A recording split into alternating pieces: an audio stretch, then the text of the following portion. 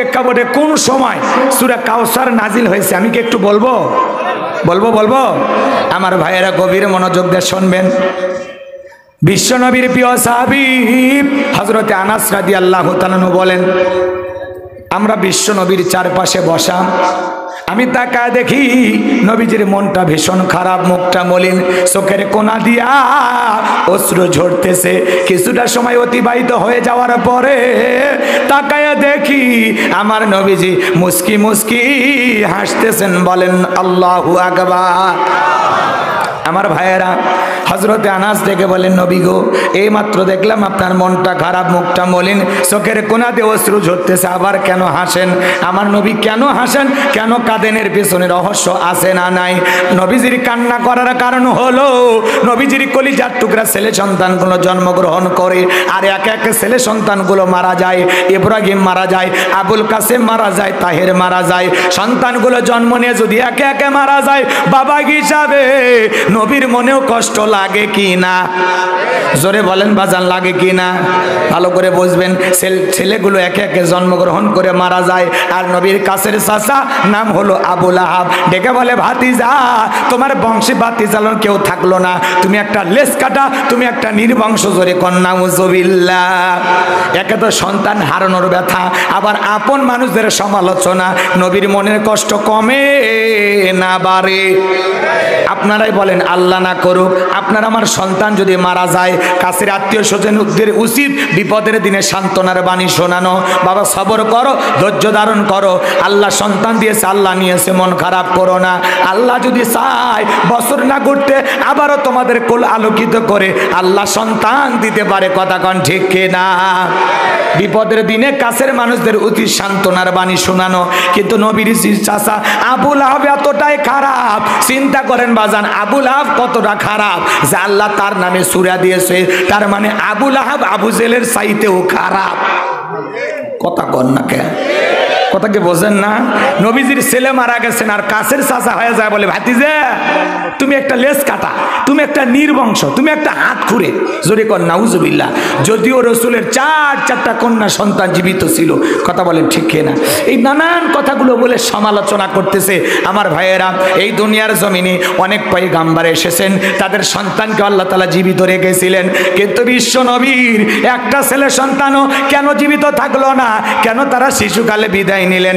একটা ছেলেও কেন যৌবন পর্যন্ত আল্লাহ তাআলা দুনিয়ার জমিনে জীবিত রাখলেন না? শিশুকালে বিদায় নেওয়ার পেছনে কি সেই কারণ আপনাদের জানতে মনে চায় না? রসুলের ছেলে সন্তানগুলো শিশুকালে বিদায় নেওয়ার পিছনে কারণ আছে তিনটি। জোরে বলেন কয়টি? কি সেই তিনটি রহস্য উম্মত হিসাবে জানতে মনে চায় না? আমার নবীজির ছেলে সন্তানগুলো আল্লাহ তাআলা কেন শিশুকালে নিলেন? একটা ছেলেও কেন প্রাপ্ত বয়স হওয়া পর্যন্ত এই দুনিয়ার জমিনে জীবিত থাকলো না? আল্লাহ তাআলা কেন তাদেরকে শিশুকালে নিয়েছেন? কি সেই তিনটি কারণ? কি সে রহস্য? কারা কারা শুনবেন? দুই হাত তুলে আল্লাহকে দেখান। লিল্লাহে তাকবীর। হাত নামান। আমার ভাইয়েরা, যদি আমি সেই তিনটি কারণ বলতে চাই তাহলে 3 নাম্বার আয়াতের আলোচনা শুরু করে দেওয়া লাগবে। আমি কি 1 নাম্বার আয়াত বাদ দিয়ে 3 নাম্বারে যাব, নাকি আস্তে আস্তে শুরু করা যাক? তাহলে নবীজির ছেলে সন্তানগুলো কেন জীবিত থাকলেন না? আল্লাহ তাআলা কেন তাদেরকে শিশুকালে নিলেন? কি সেই রহস্য? কি সেই তিনটি কারণ? আমি অবশ্যই বলবো যদি ধৈর্য নিয়ে বসে থাকেন ইনশাআল্লাহ। আমার ভাইরা একটু মনোযোগ দিয়ে শোনেন যে কথা বলতে চাচ্ছিলাম, গভীর মনোযোগ দিয়ে কথাগুলো শুনবেন। একে তো সন্তান হারানোর ব্যথা, আজকে অনেক মানুষ রসুলের নামটা পর্যন্ত জানে না। এক জায়গায় যা বললাম, ভাই বলেন তো আমাদের নবীর নাম কি? কয় আব্দুল কাদের জিলানী। পীর সাহেবের নাম মুখস্থ আছে কিন্তু দয়ার নবীর নামটা পর্যন্ত বলতে পারে না। এমন কপাল পোড়া উম্মত আছে না? না। নবীজির ছেলে সন্তানগুলো মারা গেলেন কি সেই কারণ আমি অবশ্যই বলবো। তাহলে একে তো সন্তান হারানোর ব্যথা, কাফেরদের সমালোচনা, অন্যদিকে সাহাবায়ে কেরাম যারা ইসলাম ধর্ম গ্রহণ করে কাফের বেঈমানরা তাদের উপর নির্যাতন জুলুম চালায়। হযরতে বেলাল তখনও কালেমা পড়ে মুসলমান হন নাই, নবীজি দারুল আরকামে বসা। আমার ভাইরা, ওই জায়গায় হযরতে বেলাল উপস্থিত হয়ে গেলেন। নবীজির চেহারা মোবারকের দিকে তাকাইয়া ডেকে বলেন, নবী গো, আপনার চাইতে সুন্দর মানুষ আমি জীবনে কোনোদিন দেখি নাই। আল্লাহু আকবার। আপনারা আমার নবী কতটা সুন্দর জানেন? হযরতে জাবের রাদিয়াল্লাহু তাআলা বলেন, পূর্ণিমার রাত আমি রাসূলের বাড়িতে গেলাম। সেদিন দেখেছিলাম চাঁদ উদয় হয়েছে দুইটা, একটা চাঁদ আসমানে আর একটা চাঁদ জমিনে। হযরতে জাবের রাদিয়াল্লাহু তাআলা আনহু বলেন, আমি একবার আকাশের পূর্ণিমার চাঁদের দিকে তাকাই, আর একবার বিশ্বনবীর চেহারার দিকে তাকাই। হযরতে জাবের রাদিয়াল্লাহু তাআলা আনহু বলেন, ওই আকাশের পূর্ণিমার চাঁদের চাইতে বিশ্বনবীকে আমার কাছে বেশি সুন্দর মনে হয়। একটু সুবহানাল্লাহ বলেন। আপনার আমার নবী কতটা সুন্দর, কতটা সুন্দর। আম্মা জান আয়েশা ডেকে বলেন, যারা ইউসুফ নবীর চেহারার দিকে তাকাইয়া ফলকার থেকে আঙ্গুল কেটে ফেলে দিয়েছিল, ওরা যদি বিশ্ব নবীর চেহারা মোবারকের দিকে তাকাইতো, শুধুমাত্র আঙ্গুল নয়, আঙ্গুল কাটতে কাটতে, হাত কাটতে কাটতে কখন যে নিজের কলিজা কেটে দুভাগ করে দিত, মুহূর্তের জন্য টের পাইতো না। আপনার আমার নবী এতটাই সুন্দর। নবীর কথা ভালো লাগে না? রসুলের উম্মত হিসাবে, নবীর উম্মত হিসাবে নবীর সম্পর্কে যখন আলোচনা হবে, এইটা শোনার পরে মনটা যদি জাগ্রত না হয়, মজা যদি না লাগে, বুঝতে পারবেন রসুলের প্রতি 100% ভালোবাসা আপনার নাই। কথা কোন লাগে? রাগ করেছেন মনে হয়? নবীর কথা বলতেছে, একটু মন দিয়ে শোনেন, মন দিয়ে শোনেন, কানটা খরগোশের মতো খাড়া করেন। বাজান গো আমার, আমি যে কথা বলতে চাচ্ছিলাম, আম্মা জান আয়েশা ডেকে বলেন, ও দুনিয়ার মানুষ, তোমাদের একটা সূর্য আছে, আমি আয়েশার একটা সূর্য আছে। তোমাদের সূর্য উদয় হয় দিনের বেলায়, আর আমি আয়েশার সূর্য উদয় হয় রাতের বেলায়। বলেন আল্লাহু আকবার। আম্মা জান আয়েশা ডেকে বলেন, আমি একদিন সেলাইয়ের কাজ করতেছিলাম, হাত থেকে সুইটা পড়ে গেল, বাতিতে কোনো তেল ছিল না, বাতি জ্বালাইতে পারলাম না, অপেক্ষায় বসে থাকলেন। বিশ্বনবী যখন ইশার সালাত আদায় করার পরে ঘরের ভিতরে প্রবেশ করলেন, নবীজি ঘরের ভিতরে প্রবেশ করে সর্বপ্রথম আম্মা জানকে সালাম দিলেন। আল্লাহু আকবার বলেন। নবী ঘরে ঢুকে তার প্রিয়তমা স্ত্রীকে সালাম দিলেন। এই আমল উম্মতের ঘরেও চালু থাকার দরকার আছে না নাই? বিবিকে সালাম দেওয়া রসুলের সুন্নত। কথা কয় না কেন? নবী ঘরে ঢুকে তার স্ত্রীকে সালাম দিলেন। আপনিও যখন বাড়ির ঘরের ভিতরে ঢুকবেন তখন বউকে সালাম দিবেন। স্বামীও সালাম দেয় না, বউও সালাম দেয় না, দুইজনে বোবা। কথা কয় না বারে? দোয়া করবো হুজুর? না, একটু কথা বলবেন, কথা বলবেন, হু হা কইন, খালি ভাল লাগবে। একটু গতি বাড়াবেন, বোঝেন না? ধাক্কা মারবেন, খালি কথার ধাক্কা, আর কিছু না। টাকা চাবো না, নিশ্চিত থাকেন। আমার ভাইয়েরা মন খারাপ করেছে, কয় চালেও দেবো না, সেই জিনিস কয় চালেও আর দেবো না। আল্লাহু আকবার, আল্লাহু আকবার। আমার ভাইয়ের, আমি যে কথা বলতে চাচ্ছিলাম, তাহলে ঘরে ঢুকে বিবিকে সালাম দিবেন তো ইনশাল্লাহ। আজকে বাড়িতে যা সালাম দিবেন, আসসালামু আলাইকুম রহিমা, কেমন আছো সোনা? ঘরে দরজাটা খোলো না, আমি তোমার লিটনের বাপ, তোমার দিওয়ানা। বউ খুশি হয়ে দরজা খুলবে। কথা বলেন ঠিক কিনা? কিন্তু আমাদের ব্যবহার এত মিষ্টি না। বাড়িতে যা ডাক দেয়, এ রুবেলের মা, এ দরজা খোল, বেশি দেরি হলে দরজা ভাঙ্গে ফেলিয়া দিয়া তোর পিঠের ওপর আজ কি যে হবি রে। বউ বলে ভিতর থেকে, এটা স্বামী না সেকেন্ড আজরাইল। সব করম বইয়ের কাছে বাইরে যা বলে, আমার বউ আমার বাঘের মতো ভয় করে। বাঘ একটা পশু, জানোয়ার। তুমি বইয়ের কাছে মানুষ হতে পারোনি, জানোয়ার হয়ে আছে। আপনাদের কথা কিন্তু বলি নাই, এটা ভারতের ওয়াজ। রাগ করছেন মনে হয়? বইয়ের কাছে সময় মতো বাঘ হওয়া লাগবে। কথা কন না কেন? রাগ করতেছেন নাকি আপনারা? এদিক খেয়াল করেন। বিবিকে সালাম দিবেন, পারবেন তো ইনশাআল্লাহ? প্রথমে বউকে সালাম দিবেন। লোকজন যদি না থাকে, বইয়ের হাতটা ধরে মুসাফা করবেন। কার হাত? এ যুবক, কথা বলো। বইয়ের হাত, পাশের বাড়ির ভাবির হাত না, ধরলে ঝাঁটা দিয়ে পিটাবে। বইয়ের হাত ধরে মুসাফা করবেন। একেবারে যদি ময়দান ফাঁকা থাকে, কোলা কুলিও সেরে নেবেন। মারহাবা কন। কার সাথে? পারবেন তো? প্রথমে সালাম, এরপরে মুসাফা, এরপরে কোলাকুলি। যদি আপনারা স্বামী স্ত্রীর মধ্যে এই আমল চালু রাখতে পারেন, আপনাদের দাম্পত্য জীবনে কোনোদিন অশান্তি থাকবে না। আল্লাহর পক্ষ থেকে আপনাদের এই সম্পর্কের উপরে রহমত নাজিল হবে। সুবহানাল্লাহ জোরে বলেন। আপনি যদি দাম্পত্য জীবনে সুখ পেতে চান, শান্তি পেতে চান, সুখী থাকতে চান, বিশ্বাস করেন, আজকে সকালে বিয়ে হয়, সন্ধ্যায় তালাক, সন্ধ্যায় বিয়ে হয়, সকালে তালাক। বিচ্ছেদ, তালাকের ঘটনা কমছে না বাড়ছে? এই দাম্পত্য জীবনে এত তালাক হওয়ার পিছনে একটাই কারণ, কারণ রসুলের সুন্নত পারিবারিক জীবনে আমল হয় না। রসুলের 4টা সুন্নত প্রত্যেকটা স্বামী স্ত্রীর মধ্যে আমল যদি হয়, বিশ্বাস করেন মৃত্যু পর্যন্ত সম্পর্ক টিকে থাকার গ্যারান্টি। কয়টা সুন্নত? রসুলের 4টে রোমান্টিক সুন্নত আছে, যদি আমল করতে পারেন আপনাদের দাম্পত্য জীবনে ভালোবাসা বাড়বে, কম আর কোনো সুযোগ নাই, মৃত্যু পর্যন্ত এই বাঁধন ছিঁড়বে না। আল্লাহু আকবার বলেন। কি সেই 4টে সুন্নত আপনাদের শুনবার মনে চায়?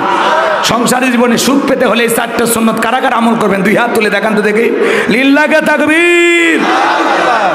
এখন যদি আমি সুন্নতগুলো বলতে চাই তাহলে আমার আলোচনা এলোমেলো হয়ে যাবে, একটু ধৈর্য নিয়ে বসে থাকেন, শেষের দিকে বলবো ইনশাআল্লাহ। আম্মা জান আয়েশা ডেকে বলেন, নবীজি যখন ঘরের ভিতরে প্রবেশ করলেন, নবীজির চেহারার আলোতে সুইটা কই পড়ে আছে আমি পরিষ্কার দেখতে পেয়েছি। বলেন আল্লাহু আকবার। আচ্ছা, সালামের কথা বললাম, আপনারা কি ভয় পাচ্ছেন নাকি? জয়পুরহাটে ওয়াজ করলাম, এক যুবককে বললাম বউকে যা সালাম দিবা, কয় হুজুর আমার শরম লাগে। আমি তখন বললাম বিয়ে করছো? কোন কি হুজুর, 3 ছেলের বাপ আমি। তখন আমি বললাম বইয়ের 3টা বাচ্চা হলো তো শরম লাগে না, আর সালাম দিদিকে শরম লাগে, ওটা শরম না শয়তানি? কথা কন না কে? কিছু কিছু ছেলে পেলে এত আপডেট। আমার এই যে বগুড়া মাহাতির হোটেলে এক ছেলে মোবাইলে সারাদিন অসমে আমাকে কয় হুজুর আমি আপনার পাগল ভক্ত। পাগল টাগল পরে বিয়ে করছি? কয় কি কোন হুজুর? কয়েকদিন আগে বিয়ে করছি, বাচ্চাও পেটে। তখন আমি বললাম বিয়ে তো করছো বাবা, তো স্ত্রীর সহবাসের একটা দোয়া আছে জানিস? কয় দোয়া হুজুর, ওটা দোয়া পড়ার টাইম। কোথায় কয় না কে? এরকম আছে না নাই? বাজান গো আমার, কোন জায়গায় কি আমল করতে হবে একটু মনোযোগ দিয়ে শোনেন, জীবনটা পরিবর্তন হয়ে যাবে। দাম্পত্য জীবনে সুখ কীভাবে পাবেন আজকে আমি কিছু ফর্মুলা টিপস আপনাদেরকে দিয়ে যাব। যদি আমল করতে পারেন শান্তি আর শান্তি, শান্তি আর শান্তি। বলেন আল্লাহু আকবার। আমার ভাইয়ের, আপনার আমার নবী কতটা সুন্দর জানেন? এ বাজান গো আমার, কেমন নবী পাইছি। নবীর সম্মান মর্যাদা নিয়ে যদি আলোচনা করি 2 ঘন্টাও শেষ হবে না। যে নবী হ্যাঁ বললে পুরো পৃথিবীবাসীর জন্য আল্লাহ পাক হালালে পরিণত করে দেয়, যে নবী না বললে পুরো পৃথিবীবাসীর জন্য আল্লাহ পাক হারামে পরিণত করে দেয়, যে নবী জমিনে পা তুললে মাওলা পাকের আরশে আজিমে পৌঁছে যায়। বলেন আল্লাহু আকবার। যেদিন নবী মিরাজ করতে আরশে গিয়েছিলেন সেদিন পায়ের জুতা সেরা সেরা স্যান্ডেল পরে গেছেন। জুতা যখন খুলতে চায় মালিক ডেকে বলে বন্ধু জুতা খোলা লাগবে না। আল্লাহু আকবার বলেন। তুর পর্বতে মুসা নবী বলে, মুসা নবী আল্লাহর সাথে দিদার করার জন্য গেছে, মাওলা পাকের সাক্ষাৎ চাই, বোঝেনি তো? ওই দিকের ইতিহাস বলার সুযোগ নাই। আল্লাহ ডেকে বলে ও পয়গাম্বার জুতা খুলে তুর পর্বতে ওঠো।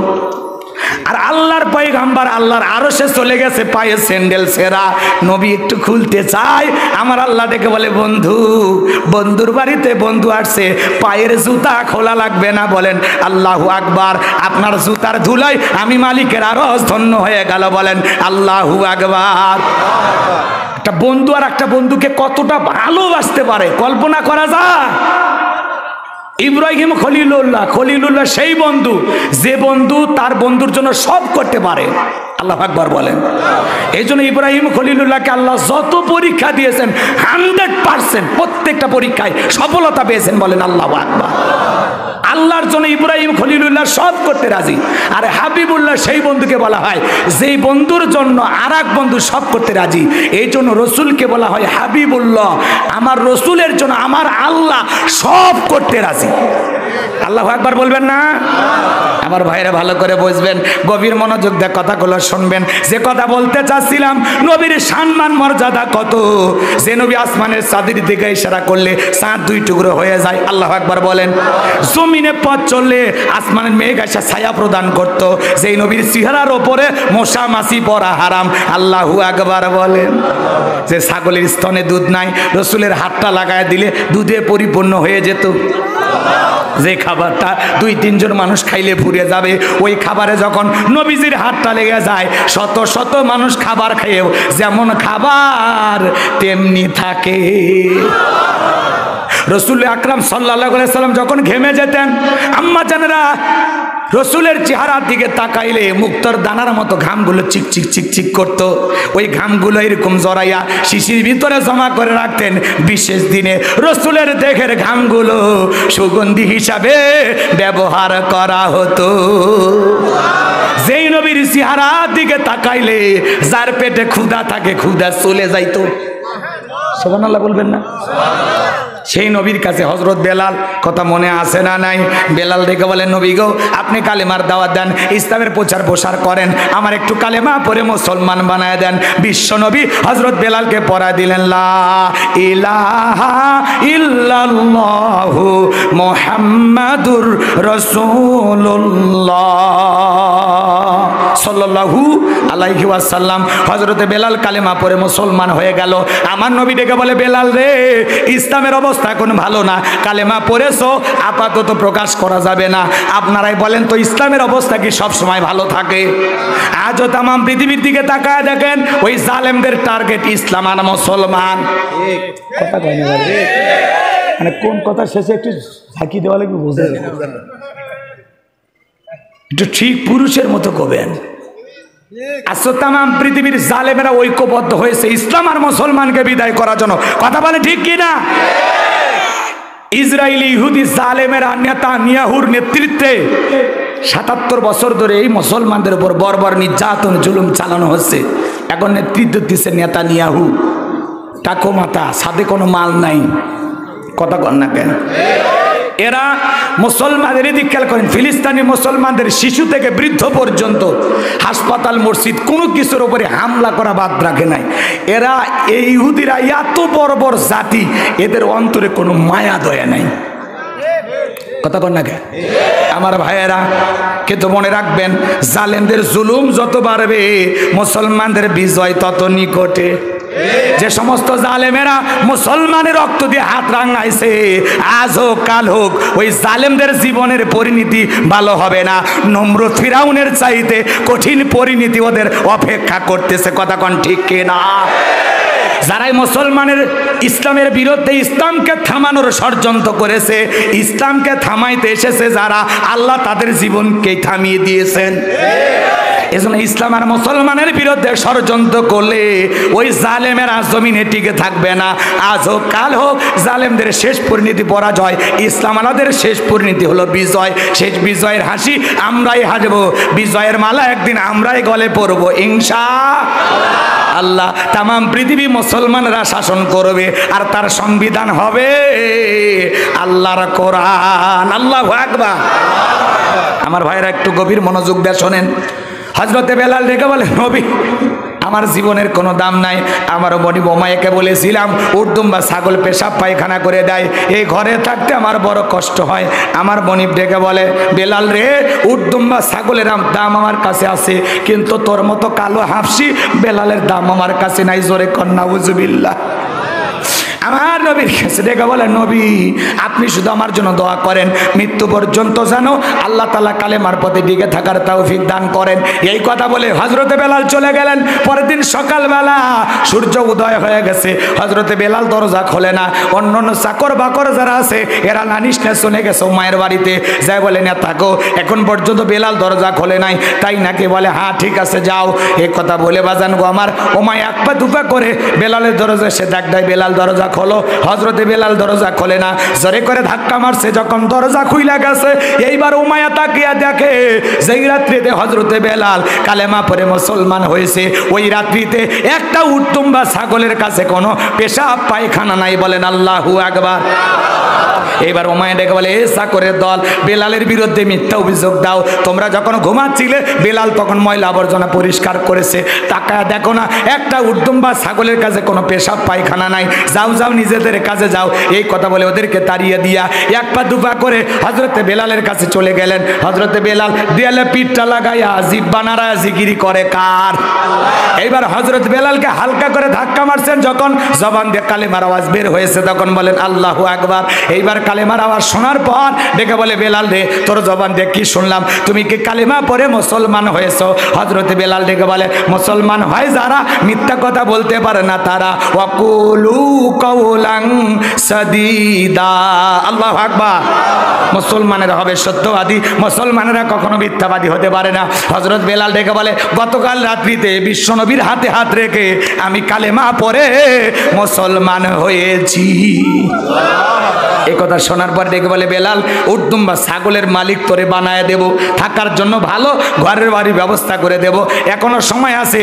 আব্দুল্লাহর বেটা মুহাম্মদ সাল্লাল্লাহু আলাইহি সাল্লামের ইসলাম ধর্ম ছেড়ে আবারও বাপ দাদার ধর্মে ফিরে আয়। হযরতে বেলাল ডেকে বলে উমাইয়া দুনিয়ার পার্থিব সম্পদের বিনিময়ে বেলাল তার ঈমান বিক্রি করবে না।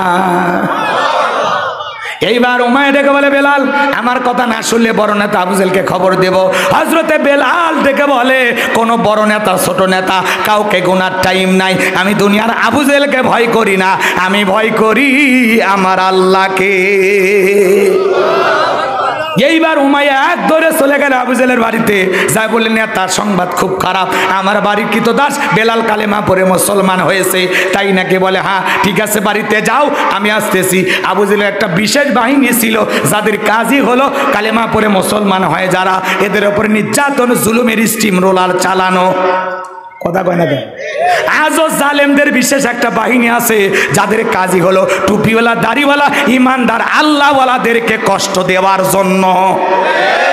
ভালো করে কথাগুলো বুঝবেন। আবু জেহেলের একটা বিশেষ বাহিনী ছিল, ক্যাডার মাস্তান ছিল, যাদের কাজই হলো নতুন নতুন মুসলমানদের ওপর নির্যাতন জুলুম চালানো।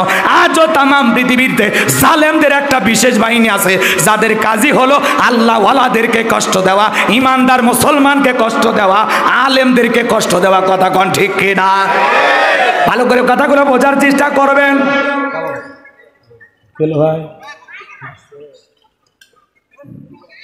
ভাই তো একটু আধা ঘন্টার মধ্যে ফ্রিজের পাড়া চলে যাচ্ছে সেই স্লোগান এখন না না বলিনি এত ট্রেন আসুক আগে। ফেরিঘাট থেকে আমারই আসতে 1 ঘন্টা লাগছে, এত কোনো ওয়াজ হয়ে যাবে। হ্যাঁ মোনাজাত ধরবে পারবি কিনা সেই চিন্তা করেন। কথা কয় না গে? যে ভিতরে রাস্তা আর এই মাঝখানে যে ডেলিভারি রোড, বুঝছি বাবা বুঝছি, সেটা ওই পরে দিয়ে নেন। এত ব্যস্ত হয়েছেন কি আপনারা? আসলে আমরা খুশি নাকি কন? আসলে কিছু পাওয়া যাবে নাকি কন? ওই জন্য আমরা বসে আছি আসবো। কিন্তু ওয়াজের মধ্যে কান কথা কই না, আশেপাশে কেউ কই না। আমার আবার ভয় লাগে যে না জানি টেনশনে পড়ে গেল নাকি কমিটি। ভয় পাইন না, ভয় পাইন না, কায়দা করে ওয়াজ করবো নাকি কন? একেবারে কচি মাছের মতো চেনেন তো নাকি খন?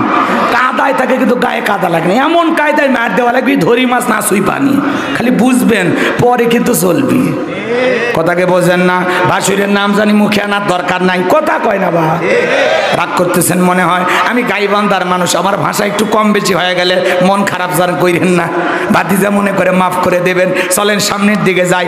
বলবো বলবো কি বলছিলাম মনে হয় ভুলে গেছেন। আবু জেহেল তার সাঙ্গ পাঙ্গ ক্যাডার মাস্তান সঙ্গে নিয়ে ওমায়ের বাড়িতে হাজির হয়ে গেল। ডেকে বলে বেলাল এইদিকে আয়। বেলাল রে সব কি শুনছি, তুমি নাকি আব্দুল্লাহর বেটা মুহাম্মদ সাল্লাল্লাহু, রসুলের নাম যখন বলবো কি বলবেন?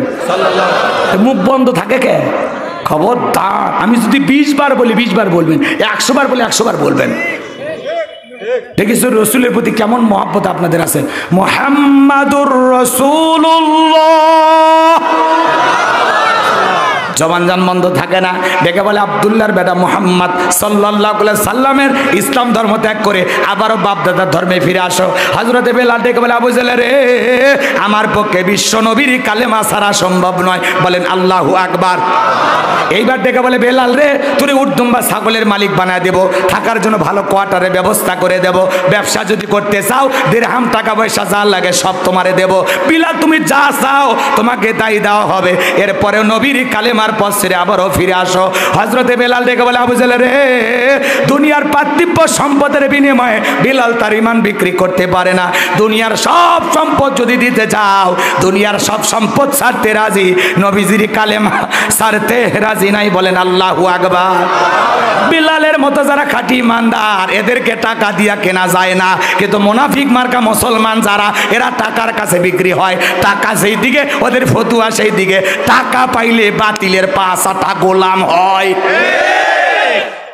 কথা কন? এমনি এক্সাম্পল উদাহরণ দেওয়ার জন্য, কথা সিরিয়াস নেবেন না। মনে করেন একজন রাগ করে বউ তালাক দিছে, কয় তুই তালাক, তোর মাও তালাক, তোর বোনও তালাক। কার বিয়ে কয়জনা করছিল?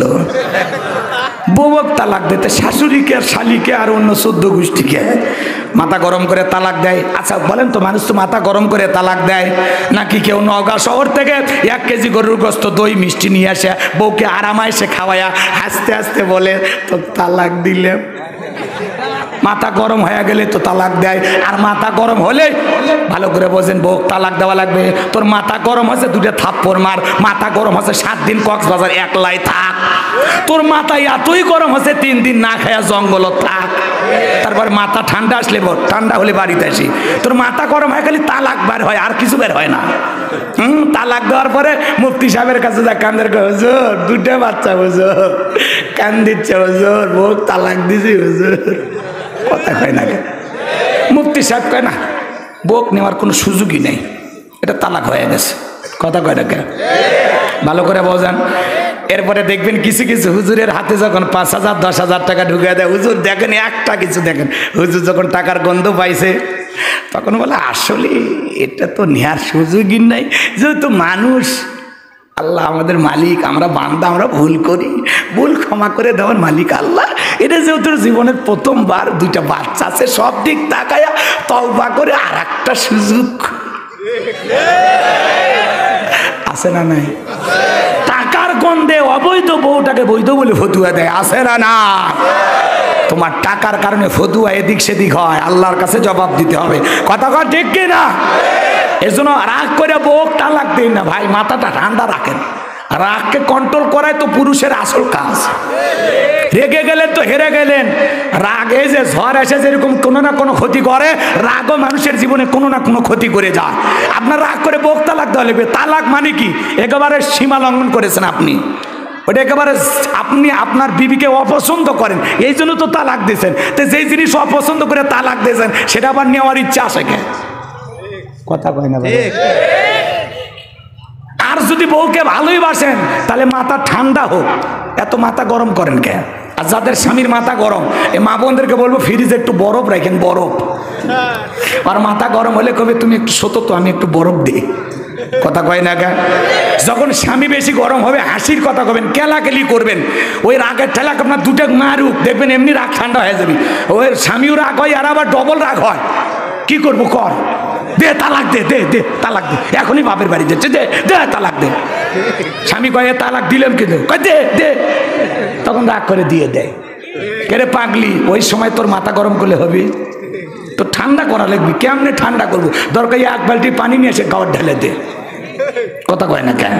স্বামীর সাথে তখন কেলাকেলি করো, ঠাট্টা বিদ্রুপ করো। কথা কন, কথা কন।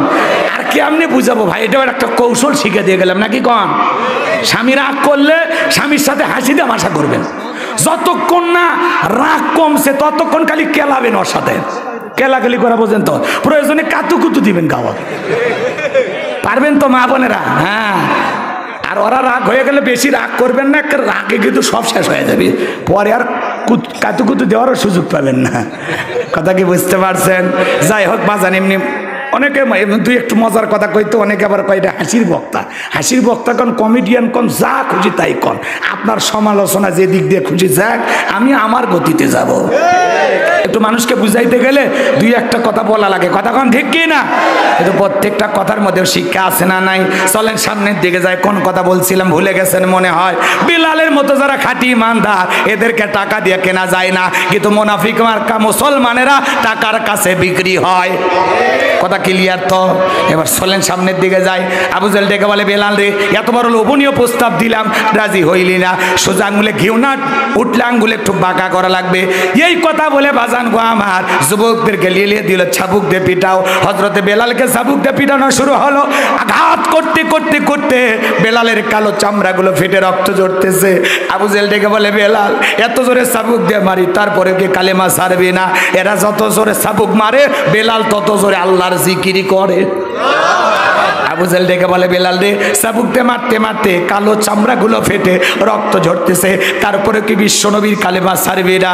হযরতে বেলাল ডেকে বলে, আবু জাহেল রে, মারতে মারতে যদি মেরেও ফেলে দাও জীবনটা দিতে রাজি, বিশ্ব নবীর কালেমা ছাড়তে রাজি না।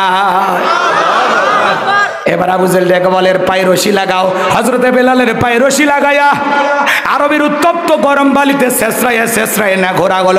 বাজানো গো, আরবের বালিগুলো এত গরম, চাল দিলে মুড়ি হয়ে যাইতো। উত্তপ্ত গরম বালিতে শেষরায় নিয়ে ঘোরা হলো। বাবলা গাছের কাঠাগুলো জিব্বার বিরুদ্ধে পেরেকের মতো মারা হলো।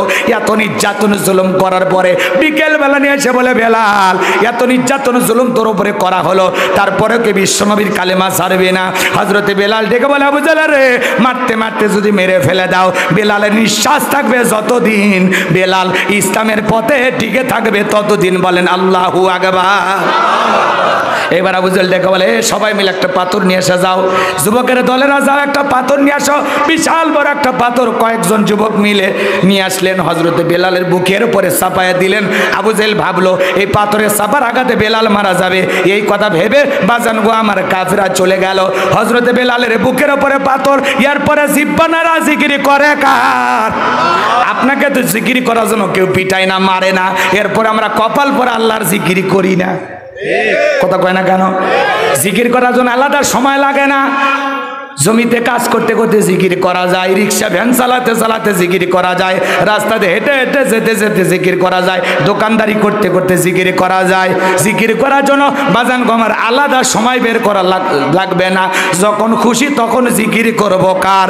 ফাযকুরুনি আযকুরুকুম ওয়াশকুরুলি ওয়ালা তাকফুরুন। বান্দারে তোমরা আমি আল্লাহকে স্মরণ করো, আমি আল্লাহ তোমাদেরকে স্মরণ করব। বলেন আল্লাহু আকবার।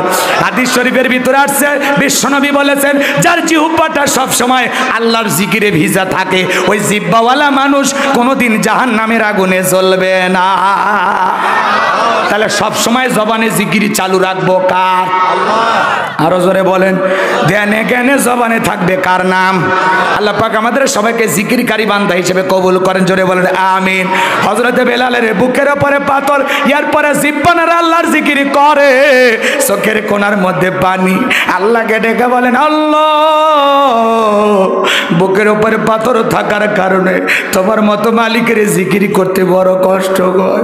ও আল্লাহ, তুমি তো সেই আল্লাহ, ইব্রাহিমের জন্য যদি নমরুদের আগুনকে ফুলের বাগান বানায় দিতে পারো, ও আল্লাহ তুমি কি পারো না বেলালের বুকের পাথরটাকে তুলার মতো নরম বানায় দিতে? হযরতে বেলাল দোয়া করতে দেরি, আসমানের মালিক আল্লাহ দোয়া কবুল করতে দেরি করে নাই। বেলালের বুকের পাথরটাকে আমার আল্লাহ তুলার মতো নরম বানিয়ে দিয়েছে। বন্ধুকে ভালোবাসার মতো কেউ নাই। এ জিবরাইল, আমার বন্ধুর মনটা হয়েছে ভারী, আমি আল্লাহ সইতে নাকি পারি। লাহু মাহফুজ থেকে সূরা কাউসার নিয়ে যায় আমার বন্ধুর ওপরে নাজিল কর তাড়াতাড়ি। বলেন আল্লাহু আকবার। হযরতে আনাস ডেকে বলেন, নবী মুস্কি হাসি দেওয়ার কারণটা কি? বিশ্ব নবী ডেকে বলে, আনাস আমার মনটা কেন খারাপ তোমরা জানো, কিন্তু হাসি দেওয়ার কারণ হলো এই মাত্র আসমান থেকে জিবরাইল এসে আমার ওপরে সূরা কাউসার নাজিল করলো। বলেন আল্লাহু আকবার। বিশ্ব নবী তখন তিলাওয়াত করে সাহাবায়ে কেরামদেরকে শোনায়া দিলেন, ইন্না আ'তাইনাকাল কাউসার ফাসাল্লি লিরাব্বিকা ওয়ানহার ইন্না কাহুয়াল আবতার। আল্লাহু আকবার। ভালো করে বুঝবেন, এবার শোনেন, বিস্তারিত বলার সুযোগ নাই, সংক্ষিপ্ত কথা বলে দিয়ে যেমন খারাপ করেন। কোরআনের ভিতর আল্লাহ এমন একটা আকর্ষণ দিয়েছেন, কিয়ামত পর্যন্ত মুসলমানের কাছে কোরআনের আকর্ষণ কমবে না। উম্মতে মুহাম্মাদের জন্য এটা হলো জীবন্ত মুজিজা। সুবহানাল্লাহ বলবেন না? এটা কি বলেন? জীবন্ত মুজিজা। ছোটবেলায় বাবার হাত ধরে মসজিদে গিয়েছিলেন, ইমাম সাহেবের কণ্ঠে সূরা ফাতিহা শুনেছিলেন। আপনার বয়স হয়ে গেছে এখন 50-60 বছর। এত বছর জোরে যারা 5 ওয়াক্ত সালাত আদায় করে, কমপক্ষে 40 বার দিনের মধ্যে সূরা ফাতিহা পাঠ করতে হয়। কেউ কি বিরক্ত হয়ে বলেছে কোরআন আর ভালো লাগে না?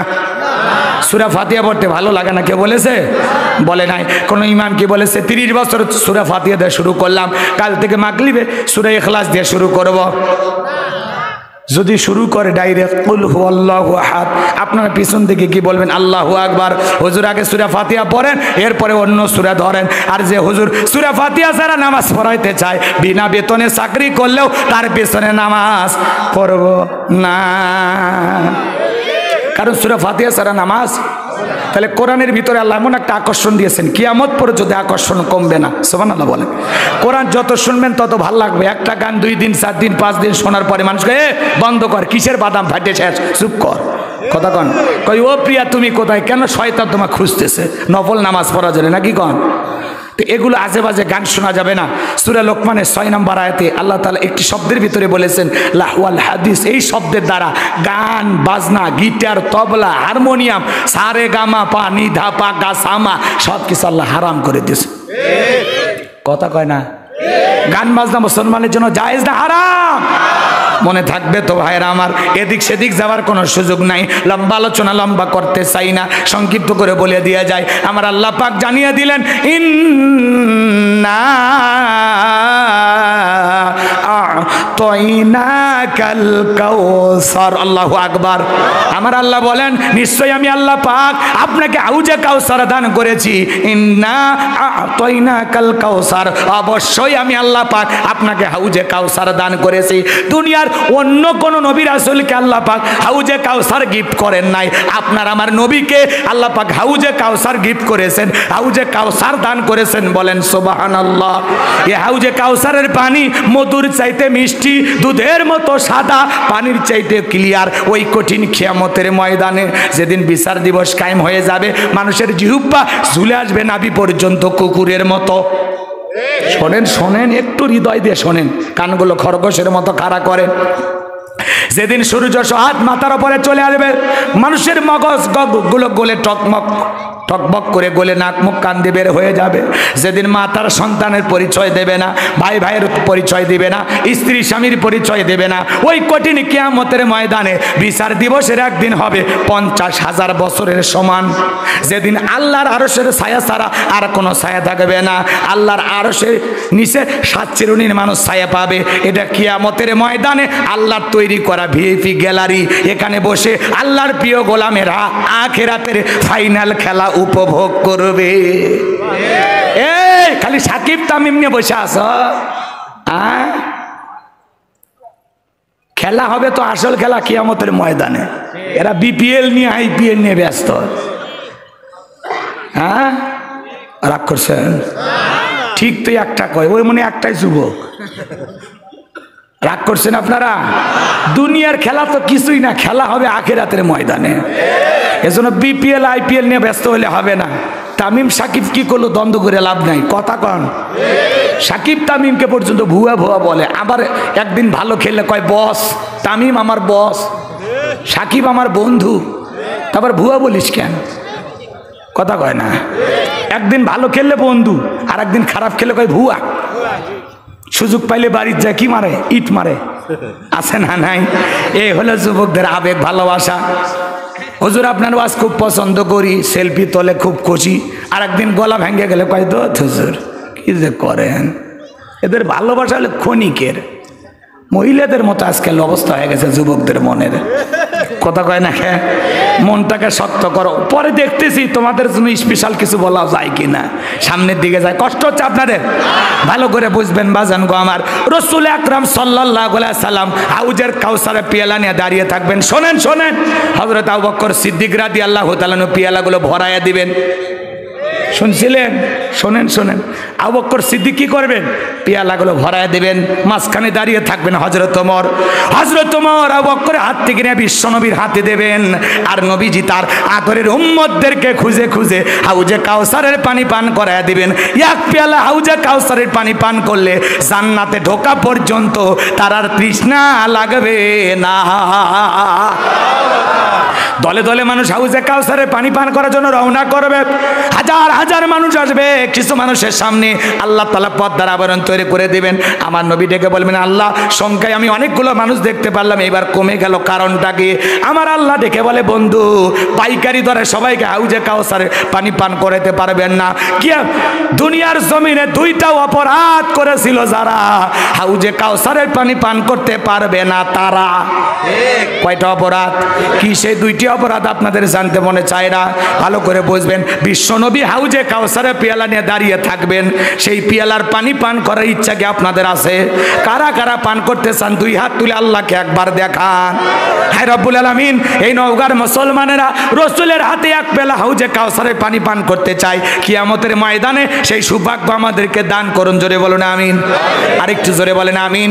আরো একবার বলেন আমিন। এবার হাত নামান। বিশ্বনবীর হাতে হাউজে কাউসারের পেয়ালা পর্যন্ত পৌঁছাইতে আপনাদের আগ্রহ। এদিক শোনেন, আমি এলাকায় আসলাম, একটা ছেলের হাতে কিছু চকলেট দিলাম, দেওয়ার পরে বললাম বাবা এক বদনা পানি নিয়ে আসো, আমি একটু মুসাফির ওযু করব। ভালো করে বলবেন। ওই ছেলেটা চকলেট পাইয়া বদনা নিয়ে মারছে দৌড়, মাঝপথে জাসার খাইয়ে পড়ে গেছে, হাঁটুটা ছিলে গেছে, রক্ত বের হয়েছে। এইবার ওই যে চকলেট থাকার কারণে উঠে দাঁড়াইছে, দাঁড়াইয়া বদনা ভইয়া পানি নিয়ে আমার সামনে হাজির। আমি তখন বললাম বাবা এই পানিটা আনতে গিয়ে তোমার কষ্ট হয়েছে, মাঝপথে আসার খাইয়ে পড়ে গেছো, হাঁটুটা মনে হয় ছিলে গেছে, রক্ত মনে হয় বের হয়েছে। ওই যে চকলেট থাকার কারণে ওই ছেলেটা ডেকে বলে হুজুর আমি এরকম কত পড়ে যায়, আমার কিছুই হয় না। কথা কয় না, কথা কয় না। ওই চকলেট থাকার আনন্দ আর খুশির কারণে ওই ছেলেটার যেমন কোনো কিছুই মনে হয় না, আঘাত আঘাত মনে হয় না। বিশ্বনবীর হাতে এক পেয়ালা হাউজে কাউসারের পানি পান করলে কিয়ামতের কঠিন দিন তার কাছে কঠিন মনে হবে না, আমার আল্লাহ সহজ করে দেবেন। রসুলের হাতেই এক পেয়ালা হাউজে কাউসারের পানি, আর আল্লাহর আরশের নিচে ছায়া যদি ভাগ্যে জুটে যায় আপনি জান্নাতে যাবেন, আপনার আর কোনো টেনশন নাই। সুবহানাল্লাহ কালকে বললে হবে। এবার শোনেন বাজান আমার, গভীর মনোযোগ দিয়ে শুনবেন। আমি সেই কথা বলতে চাচ্ছিলাম, হাউজে কাউসারের পেয়ালা পর্যন্ত পৌঁছাইতে গেলে আপনাকে যে একটু কষ্ট করার লাগবে, ঠান্ডা পানি দিয়ে ওযু বানায় নামাজ আদায় করতে হবে। আপনি হয়তো বা নতুন, জীবনে কোনো দিন মসজিদে ঢোকেন নাই, হঠাৎ করে মনটা পরিবর্তন হয়েছে, নামাজে গেছেন। আগে যারা নামাজ পড়ে ওরা আপনাকে দেখে ঠাট্টা বিদ্রুপ করে, বাপ রে বাপ সূর্য আবার কোন দিক উঠছে, বাদশা দিকে মসজিদে। কথা কয় না, ঠাট্টা বিদ্রুপ করে। যারা এরকম বেয়াদবি করে আবার বলে দেখে তো তোর নামাজ কয়দিন থাকে, আমি দেখি তোর নামাজ কয়দিন থাকে। আমি না মসজিদের দারোয়ান, কে ঢোকে কে বার হয় হিসাব থয়, কথা কন না কে। একজন মানুষ মসজিদে হঠাৎ করে নামাজ পড়তে গেছে, তাকে দেখে আপনি খুশি হন, দাওয়াত দিয়ে তো মসজিদে আনতে পারেননি, তাহলে ঠাট্টা বিদ্রুপ কেন? আপনি বলেন ভাই তুমি যে মসজিদে আসছো তোমাকে দেখে দিলটা ভরে গেছে, আল্লাহর কাছে দোয়া করি মৃত্যু পর্যন্ত আল্লাহ যেন তোমাকে সিজদা দেওয়ার তৌফিক দান করেন। দোয়া না করে আমরা ঠাট্টা করি। নামাজ ঠিক মতো ধরছে তো, হ্যাঁ 2 দিন পর আবার ছাড়বো না তো, কথা কয় না। আচ্ছা এরকম গ্রাম্য ভাষায় কথা বলে কি না? আমি তো আপনার ওয়াজ করতেছি, আপনি এরকম 2-4 জনকে বলছেন, মনে মনে ভাবতেছেন হুজুর আমি এই কথা কইছি, আপনি কেমনি বুঝলেন? আমি কবিরাজও না ফকিরও না আল্লাহর ওলিও না। এটা হলো আমাদের চিরচরিত রূপ, সমাজে এগুলো ঘটে, এগুলো বাস্তবতা। কথা কয় না কে? কেউ মসজিদে ঢুকছে ওয়েলকাম জানান, স্বাগতম জানান, খুশি হন, দোয়া করেন হেদায়েতের জন্য, আল্লাহ যেন আরো ভালোভাবে হেদায়েত দান করে।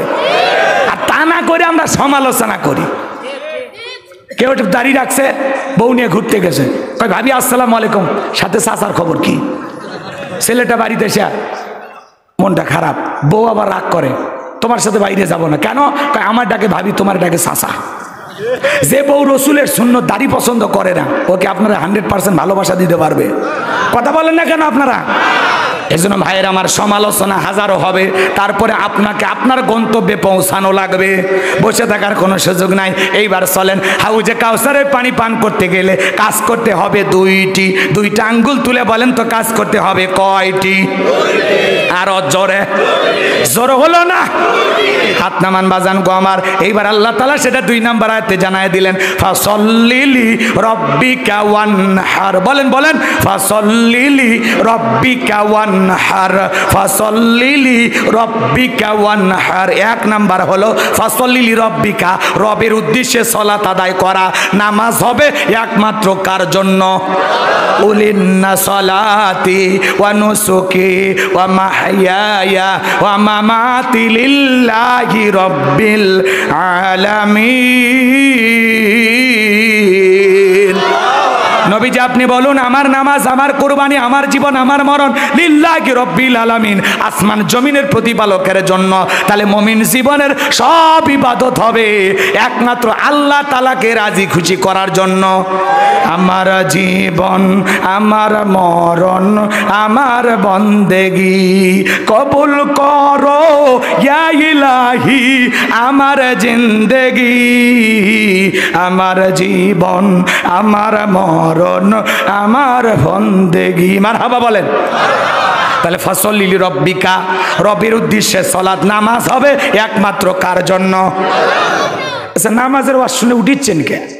আপনি নামাজি না, তাহলে জান কে? দোয়া করে দেয় হুজুর। বলবো বলবো শুনবেন না? তো নামাজের কথা বলে ওঠেন কে? ভাল লাগে না?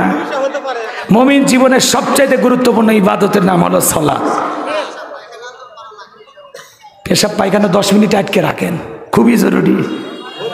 কত অজুহাত বোঝেন না? হ্যাঁ, অজুহাতের শেষ নাই। আচ্ছা হোক বাজান, আমি আর আপনাদেরকে কষ্ট দেব না, অনুরোধের ভাষায় বলি একটু 2-4টা মিনিট সময় দেন, শেষ মেসেজটা নিয়ে যান। এতক্ষণ তো অনেক কথা বললাম, কিছু নিয়ে বাড়িতে যাওয়ার দরকার আছে না নাই? তাহলে ভালো করে বোঝেন, ফসল্লি লিরব্বিকা, রবের উদ্দেশ্যে সালাত, নামাজ হবে একমাত্র কার জন্য? ইয়্যাকা না'বুদু ওয়া ইয়্যাকা নাস্তাঈন, আমরা তোমার ইবাদত করি, সাহায্য তোমার কাছে চাই, গোলামি হবে কার? আরো জোরে বলেন, কার? আল্লাহ তাআলা ডেকে বলেন, ফালিয়াবুদু রাব্ব হাযাল বাইত আল্লাযী আত'আমাহুম মিন জু' ওয়া আমানাহুম মিন খাউফ। আমার আল্লাহ ডেকে বলেন, এই ঘরের মালিকের ইবাদত করো।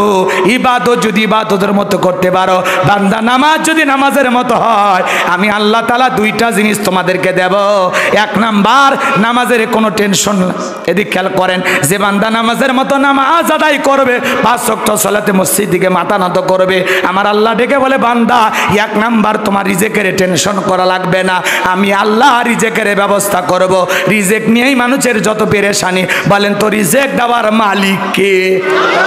ওয়ামা মিন দাব্বাতিন ফিল আরদি ইল্লা আলাল্লাহি রিজকুহা, পৃথিবীতে এমন কোন বিচরণশীল প্রাণী নাই যার রিজেকের ব্যবস্থা আমি আল্লাহ আসমান থেকে করি না। ওই আটলান্টিক মহাসমুদ্রের 33,000 ফিট গভীর অতল পানি নিচে থাকা ছোট্ট একটা প্রাণী, তার রিজেকের ব্যবস্থাও আমি আল্লাহ আসমান থেকে করি। তাহলে বলেন তো, নামাজের মতো পড়লে, রুকু সিজদা সঠিকভাবে করলে, ওই বান্দার জন্য রিজেকের ব্যবস্থা করবেন তিনি কে? আল্লাহ বলেন, 2 নাম্বার, বান্দারে তোর জীবনে কোনো ভয় থাকবে না। ভয় আছে না নাই? আপনি মান্দা, বাজারে আপনার দোকান আছে, সেখান থেকে আপনার এই গ্রামের নাম হলো শিয়াটা, 2 লাখ টাকা নিয়ে রাত 2টার দিকে আসবেন, মনে মনে ভাবতেছেন, আল্লাহ টাকা নিয়ে বাড়ি পর্যন্ত যাইতে পারবো নাকি কারো ছিনতাইকারী কবলে পড়ে ডাকা যান 2টা হারাবো? ভয় আছে না নাই? রাগ করেছেন মনে হয়? ভালো করে বুঝবেন বাজান গো আমার, শুধুমাত্র এই কথা নয়, মেয়েটা কলেজে গেল, একা একা ফিরবে নাকি জামাইয়ের সাথে নিয়ে ফিরবে? ভয় আছে না নাই? কত ধরনের টেনশনে থাকে। স্কুলে মেয়েটা গেল, ভালোভাবে ফিরবে নাকি লালসার শিকার হবে? ভয় আছে না নাই? এই যে গতকালকের ঘটনা বাংলাদেশে বাজান, এমনও ঘটনা ঘটে আমরা অবাক হয়ে যাই। স্বামী স্ত্রী 2 জন রাতের বেলায়, স্বামী ডেকোরেটরে কাজ করে, ঘটনাটা শুনে অবাক হয়ে গেলাম। স্বামী ডেকোরেটরে কাজ করে, স্ত্রী স্বামীকে ভালোবেসে টানে নিতে গেছে, এবার স্বামী স্ত্রী মিলে বাড়ির পথে রওনা করতেছে।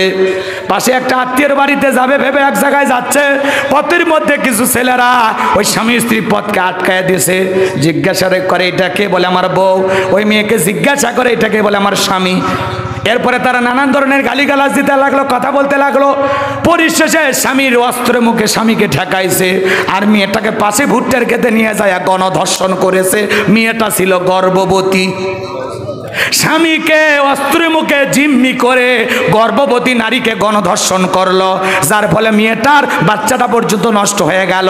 হাসপাতালে ডাক্তাররা পরীক্ষা নিরীক্ষা করলো। এই যে পাবনা জেলার ঘটনা, কথা কন না, পাবনা আমিনপুরের ঘটনা বাজান কো আমার। তাহলে চিন্তা করেন, আজকে সমাজে স্বামীর সাথে স্ত্রী হেঁটে যাবে, তারও নিরাপত্তা নাই। কথা কর না কে? কারণ আল্লাহর আইন এই সমাজে নাই। আল্লাহর আইন দিয়ে যদি ধর্ষকদের বিচার করা হতো, প্রতিদিন মাঝে মাঝে ধর্ষণের ঘটনা ঘটে। এই যে কয়েকদিন আগে বিশ্ববিদ্যালয়ে কথা কনে স্বামীকে বেঁধে রেখে গণধর্ষণ করলো, আজকে আবার দেখেন কি ঘটনা পাবনায় ঘটে গেল। স্বামী স্ত্রী মাহফিল শেষে যাইতেছিল, নাকি ডেকোরেটরে কি কাজ করে যাইতেছিল আল্লাহ ভালো জানে। রাতের বেলা স্বামী স্ত্রী একা একা যাবে, আপনার কোনো সমস্যা আছে? কথা কন না। আজকে সমাজে আল্লাহর আইন দিয়ে বিচার করা হয় না। সর্বোচ্চ পর্যায়ে মা বোনেরা ক্ষমতায়, এরপরে মা বোনদের ইজ্জতের নিরাপত্তা নাই। কথা কন না কে আপনারা? সেই যুদ্ধের সময় আমার মা বোনদের ইজ্জত জালেমেরা ছিঁড়ে ছিঁড়ে খেয়েছিল। আর স্বাধীনতার 53 বছর পরেও যদি আমার মা বোনেরা গণধর্ষণের শিকার হয়, ধর্ষিতা হয়, এই লজ্জা হলো পুরো জাতির। এই লজ্জা দেশের সরকারে যারা থাকে তাদের। এ দায় আপনি এড়াতে পারেন না। আপনার দেশের অভিভাবক করেনটা কি? কি বিচার করেন যে ধর্ষণ বন্ধ হয় না? আল্লাহর কোরআনে ধর্ষকের শাস্তি আছে না নাই? দুনিয়ার সমস্ত আইন দিয়ে তো বিচার করলে লাভ হলো না। আল্লাহর আইন দিয়ে একটু বিচার করেন। একজন জিনাকারী পুরুষ হোক আর নারী হোক, তারে ধরে নিয়ে যায় বাইতুল মোকাররমের সামনে দিনের আলোতে পাথর নিক্ষেপ করে সংজ্ঞাসার করে দুনিয়ার জমিন থেকে বিদায় করে দিয়ে যদি বলা হতো ধর্ষকের শাস্তি আজ থেকে এইভাবে দেওয়া হবে, আল্লাহর কোরআনের অনুযায়ী যারা বিবাহিত তাদের ধরনের এক শাস্তি, আর যারা অবিবাহিত তাদের জন্য রয়েছে আর এক ধরনের শাস্তি। এই শাস্তিগুলো যদি জনসম্মুখে প্রকাশ করা হতো, মিডিয়াতে ফলাও করে প্রচার করা হতো যে ধর্ষণ করলে আজ থেকে আল্লাহর কোরআন দিয়ে বিচার করা হবে, ধর্ষকেরা ধর্ষণ করা তো দূরের কথা, নারীদের দিকে তাকানের কথাও ভুলে যেত। একটা টেস্ট করেন, আল্লাহর আইন দিয়ে একটা বিচার করেন। করেন, একটু অনুরোধ করি, করেন না। আর কত ধর্ষিতা হবে মা বোন? আর কত? প্রতিদিন ধর্ষণের খবর আছে না নাই? অনেকে বলতেছেন হুজুর টেলিভিশনে নিউজ দেখে এসে ওয়াজ করতেছেন। এর ভাই, সমাজের বাস্তবতায় যদি বক্তা না তুলে ধরে ওই ওয়াজ শুনে লাভ কি? বোবা শয়তান আবার করছেন যে সমাজে যা ঘটে ঘটুক চোখ বন্ধ করে টান মারেন। কথা কন নাকি আপনারা? আর কত? এদেশের স্পিকার মহিলা, প্রধানমন্ত্রী মহিলা। কথা কন নাকি? সব জায়গায় মহিলা। সংসদে অধিকাংশ এখন মহিলা সদস্য। অর্ধেক অর্ধেক হয়ে যাচ্ছে আস্তে আস্তে, পরে পুরুষই খুঁজে পাবেন না। কতক্ষণ ঠিক কিনা? ওনারা আছেন। অন্তত আপনারা যেহেতু নারী, আর একটা নারীর ইজ্জতের নিরাপত্তা দেন, জানো এই দেশে আর একটিও এই ধরনের অনাকাঙ্ক্ষিত ধর্ষণের ঘটনা না ঘটে। একটা গর্ভবতী বোনকে ভুট্টার খেতে নিয়ে যায়, গণধর্ষণ করে ছেড়ে দেয়। আপনারা থাকেন কোথায়? এদের বিচার কে করবে? এমন বিচার করেন, এমন দৃষ্টান্তমূলক শাস্তি দেন যাতে বাংলার জমিনে এমন বিচার নজির স্থাপন করেন, এমন দৃষ্টান্তমূলক শাস্তি দেন, আর ওই শাস্তি মিডিয়াতে ফলাও করে প্রচার করেন যাতে এই দেশে আর কোনোদিন এই ধরনের জঘন্য বর্বর ঘটনা না ঘটে। বিচারের মতো বিচার করেন। আপনি নারী, আর একটা নারীর জন্য আপনাদের মায়া হয় না? আর কত? আর কত? আমরা ধর্ষণ মুক্ত বাংলাদেশ চাই। আপনি আন্দোলন করবেন 6 মাস 1 বছর, আপনারা আবার শুনে উপরে যারা আছে বলে আমরা বিষয়টা ভেবে দেখতেছি, 6 মাস পরে ঘুম ভাঙে। এরপরে 3 সদস্যের তদন্ত কমিটি গঠন হয়, ওদের রিপোর্ট তো কিয়ামতের আগেও আসবি না। এই হলো কাহিনী দেশে, ইস্যুর পর ইস্যু আসে। কথা কন ঠিক কিনা? সমাজের বাস্তবতা তুলে ধরলে আপনারা মন খারাপ যেন করেন না। কষ্ট পাচ্ছেন নাকি আপনারা? আমরা এগুলো আর দেখতে চাই না। আর কত বোন ধর্ষিত হবে বলেন? আর কত বোন? বিজয় দিবস আমরা পালন করি, আবার দেখবেন উপরে যারা আছে বলে অন্য অন্য দেশের তুলনা আমাদের দেশে অনেকটাই আমরা নিয়ন্ত্রণ করেছি। বলে বিশ্বের অনেক দেশের তুলনায় আমাদের দেশে ধর্ষণ কমই হয়। আফসোস লাগে, মানে এগুলো শুনে হাস্যকর বক্তব্য মনে হয়। আর ভাই অন্য দেশে হয় কিনা সেটা আমরা শুনবার চাই না, অন্তত বাংলাদেশে আর যা না হয় সেই ব্যবস্থা করো বাপের বেটার মতো। তুমি অন্য দেশের সাথে তাল মিলাও কে? অন্য দেশে চিনি 50 টাকাতে, তোমার দেশে 150 টাকা কে? পাকিস্তানে গরুর গোস্ত 250 টাকাতে, তোমার দেশে 700 টাকা কে দিলে ভাই? অন্য দেশের সাথে অপরাধের বেলায় তুলনা দেন যে না অন্য অন্য দেশের তুলনায় আমার দেশে অপরাধ কম, কিন্তু অন্য অন্য দেশের তুলনায় আমাদের দেশে জিনিসের দাম বেশি কেন? এই যে সামনে রমজান মাস, পৃথিবীর প্রত্যেকটা রাষ্ট্রে রমজান আসলে দ্রব্যমূল্যের দাম কমে, আর এই দেশে রমজান মাস সবচাইতে বেশি ব্যবসা করার মাস। প্রত্যেক দিন জিনিসের দাম বাড়বে, দেখার কেউ নাই। আরে ভাই, বাড়ির অভিভাবক যদি শক্ত না হয়, ছেলে মেয়ে দুষ্ট হওয়া স্বাভাবিক। তো দেশের যারা অভিভাবক এরা যদি শক্তিশালী না হয়, এরা যদি জিনিসগুলো শক্ত হাতে দমন না করে, তাহলে এই ধরনের সিন্ডিকেট তৈরি হবেই। প্রত্যেক দিন তেলের দাম, চালের দাম, সোলাবুটের দাম বাড়াবে, কিচ্ছু করার নেই। ওপর থেকে বলবে এ দেশে কেউ না খেয়ে থাকে না, আমাদের ইনকাম বেড়েছে, এই জন্য জিনিসের দামও বেড়েছে। মানে অজুহাত আছে একটা, কথা কর না গে? হ্যাঁ, কষ্ট হচ্ছে আপনাদের? বাজান গো, আমার বুকটা ফাটে গেছে। ওরা গরিব মানুষ, স্বামী স্ত্রী। আপনারা দেখবেন, নিউজটা দেখবেন, দেশ টিভিতে আমি দেখলাম, আমি অবাক হয়ে গেলাম। একটা গর্ভবতী আমার বোন, সে যদি তার সন্তানটাকে একটা নিরাপদ জীবন না দিতে পারে, আর যারা এই ধরনের কাজ করেছে এরা তো নরপশু, এরা তো জানোয়ার, এদের তো বেঁচে থাকার অধিকার নাই, এদের বেঁচে থাকার কোনো অধিকার নেই। অন্তত দেশের সর্বোচ্চ আইন ফাঁসি, ডাইরেক্ট ফাঁসি দেন, ধরে ফাঁসি দেন। কথা কন, আল্লাহর আইন দিয়ে বিচার না করলে দেশের আইন অনুযায়ী বিচার করেন নাকি কন? তা তো করে না। তারিখের পর তারিখ পরে, ডেটের পর ডেট পরে উকিলের মার পেছে, ধর্ষকের টাকার বেশি হইলে কোনো না কোনো দিক দিয়ে বের হয়ে যায়। হ্যাঁ, টাকার জোরে দুনিয়া ঘরে, টাকা বড় ধন, থাকলে টাকা পর মানুষ হয় রে আপনজন। অট্টলিকা বাগবাগিচা সুনাম যশের ডালা, হীরা জহরত পান্না স্বর্ণ মুক্তা মালা, টাকা দিয়ে এসব কিছু যাই রে হেতায় কেনা, থাকলে টাকা রয় না শিশু আছে না অজানা। কথা কন না? আজকে কি বলবেন? এগুলো অনেক ছন্দ আগে বলতাম, এখন মনে থাকে না। রাগ করেছেন মনে হয়? এই টাকা টাকা টাকা দিয়ে কি না হয়? আমার ভাইয়েরা সামনের দিকে যায়, যে কথা বলতে চাচ্ছিলাম, তাহলে ধর্ষণ মুক্ত বাংলাদেশ গড়তে হলে আল্লাহর কোরআনের আইন দিয়া বিচার করা লাগবে। কথা কন ঠিক কিনা? আল্লাহর আইনের পক্ষে কারা কারা দুই হাত তুলে দেখান, লিল্লাহে তাকবীর। হাত নামান আমার ভাইয়েরা। তাহলে আল্লাহ তাআলা ডেকে বলেন, ফাসল্লি লিরাব্বিকা ওয়ানহার, এক নাম্বার রবের উদ্দেশ্যে সালাত আদায় করো। তাহলে নামাজ হবে একমাত্র কার জন্য? আরো জোরে বলেন, কার জন্য? কদ আফলাহাল মুমিনুন আল্লাযীনা হুম ফি সালাতিহিম খাশিউন। অবশ্যই মুমিনরা সফল যারা নিজেদের সালাত বিনয়ের সহিত, নম্রতার সহিত আল্লাহর ভয় নিয়ে আদায় করে। তাহলে বলেন তো বাজান, মুমিন জীবনে সালাত হবে একমাত্র কার জন্য? 5 ওয়াক্ত সালাত মসজিদে গিয়ে জামাতের সহিত কার কার আদায় করার ইচ্ছা থাকে শেষবারের মতো হাত তুলে দেখান। 5 ওয়াক্ত পড়বেন তো ইনশাআল্লাহ? নাকি হাত তোলা পর্যন্ত শেষ? ওয়াদা কি প্যান্ডেলে থাকবে না ঘর পর্যন্ত যাবে? 5 ওয়াক্ত সালাত আদায় করবো ইনশাআল্লাহ। হাত নামান বাজান গো আমার। এই পরে এদিক খেয়াল করেন, শেষ কথাটা কি? ওয়ানহার মানে কি করা? কোরবানি করা। নিজের আমিত্বকে কোরবানি করা, অহংকারকে কোরবানি করা, নিজের পশুসুলভ আচরণকে কোরবানি করা, সময় অর্থ জানমালকে কোরবানি করা। কোরবানি করা মানে খালি গরু ছাগল জবাই করা না। আর এমন গরু ছাগল জবাই করে, বাপরে বাপ, 7 জনে একটা গরু ভাগে কনে, 4 জন দড়ি ধরে টানে, 3 জন ঠেলে, যে এই গরুর উপরে বয়স্ক ভাতা ওয়াজিব। এই গরুর গোস্তগুলো টান দিবেন, এখান থেকে মান্দা ফেরিঘাট চলে যায়, আবার ছেড়ে দিলে শিয়াটা আসে স্প্রিং করে, আছে না নাই? এমন দুর্বল গাভী জবাই করে, কুরবানির স্থান পর্যন্ত হাঁটে যাওয়ার শক্তি নাই, এমন গাভী জবাই করলে হবে না। তা সুরুন নাজিরিন, চমৎকার একটা গাভী জবাই করতে হবে, আকর্ষণীয়, হুষ্টপুষ্ট, দেখতে সুন্দর। কথা কোন ঠিক কিনা? আবার অনেকে বড় গরু জবাই করে বাহবা পাওয়ার জন্য, এলাকার লোকের বোঝেননি, একটু বাহবা পাওয়ার জন্য, আছে না নাই ভাই?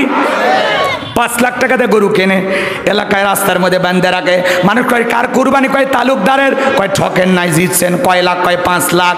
তালুকদার বলে আমি ঠকার মানুষ, পেছনে যে রান দেখা যায় 1 রানে তো কি হয়েছে? বৃষ্টি হচ্ছে? আরে ঠিক আছে ঠিক আছে, শোনেন শোনেন, 5 মণ গোস্ত হবে। আপনারাই বলেন কুরবানির পশু কিনে নিয়ে আসা কোথায় কি মানে কি পরিমাণে গোস্ত হবে? যারা হিসাব নিকাশ করে এদের কুরবানি হবে। কুরবানি কার জন্য? আবার দেখবেন যারা ভাগে কুরবানি দেয় এরা কয়েকজন মিলে গোস্ত আবার মাপে ডিজিটাল মিটারে মাপে বলে আমরা তো কুরবানি আল্লাহর জন্য দিছি, কবুল তো হয়ে গেছে, একটু হিসাব করে একটু ভাগ করে দেখি কত টাকা কেজি পড়লো। কথা কয় না? এবার ভাগটা করে মেরে ও 525 টাকা কেজি, লস হয়নি, লাভই আছে 700 টাকা, সেটি 525 টাকা। আমরা ঠকি নাই, আমরা প্রথম দিন কুরবানি কিনে জিতছি। এই যে হিসেব নিকাশ, মনের ভিতরে কৌতূহল, এর তো কষাই হওয়া উচিত ছিল। কথা কর কথা কর। আপনি কিসের কুরবানি দিয়েছেন? কুরবানি আল্লাহর জন্য হয় নাই। কুরবানি আল্লাহর জন্য হয়ে গেলে কেজি পরিমাণে কত বলে এটা আপনি হিসাব করতে পারবেন? কুরবানি আল্লাহর জন্য কয় হাজার টাকা কেজি পড়ছে আল্লাহ ভরসা। কথা কয় না? আল্লাহ কি বলেন? আল্লাহ বলেন ওয়ালা কি ইয়ানালুহু তাকওয়া মিনকুম। আল্লাহ বলে বান্দা আমি তোর তাকওয়া দেখি, তোর অন্তরে যেটা আছে ওইটা আমি আল্লাহ কবুল করি। শোনেন, যারা কুরবানি দেবেন 3টা জিনিস খেয়াল রাখবেন। 1 নাম্বার, আপনার নিয়ত সহি হওয়া লাগবে। কি হওয়া লাগবে? যে আমি কুরবানি দিতেছি একমাত্র আল্লাহকে রাজি খুশি করার জন্য। 2 নাম্বার, আপনার টাকাটা হালাল হওয়া লাগবে, ইনকাম বৈধ হওয়া লাগবে। কথা কয় না? হালাল টাকা দিয়ে, সুদের টাকা, ঘুষের টাকা, হারাম টাকা দিয়ে কুরবানি দিলে হবে। 3 নাম্বার, নামাজি হয়ে কুরবানি দেওয়া লাগবে। ফাসল্লি লিরাব্বিকা ওয়ানহার, আগে নামাজ পড়ো তারপরে কুরবানি করো। কুরবানির দিনে 2-3 লাখ টাকা দিয়ে গরু কুরবানি দেয়, আর সকাল 9টার দিকে উঠে বিরাস ঘুরতেছে, ব্রাশ ফজরও পড়েনি, ঈদের নামাজও পড়েনি। হুজুর মাঠের থেকে আসার আগে ছুরি নিয়ে দাঁড়িয়ে আছে গরুর দড়ি ধরে ইতিমের মতো। কয় হুজুর নামাজ পড়তে এতক্ষণ লাগলো, আমারটা আগে যাব করেন। তোর কুরবানি হবি কোন হুজুর কসে? কোন হুজুর? এ কথা কয় না ভাই? না কুরবানির দিনে ঈদের নামাজও পড়লো না, ফজরের নামাজও পড়লো না, 9টার দিকে ঘুম ভাঙছে, ব্রাশ করতেছে, ওই গরু কুরবানি দিচ্ছে। ঠিক? চাচার সাহস আছে। আমি বারবার বলেছি আপনারা বেনামাজির সাথে ভাগে কুরবানি দেবেন না, সুদ করে ঘুষ করে সাথে যাদের ইনকাম হারাম এদের সাথে কুরবানি দেবেন না। মসজিদে এই বক্তব্য দিছি, মসজিদের বাইরে সবাই আন্দোলন শুরু করে দিয়েছে, ভূমিকম্প করছে। আমরা বেনামাজি একদল হইয়া কুরবানি দেব, হুজুরের কাছ থেকে জব করেও নেব না। পরে মসজিদের সেক্রেটারি আমাকে ফোন দিয়ে কয় হুজুর আপনি আর আইসেন না।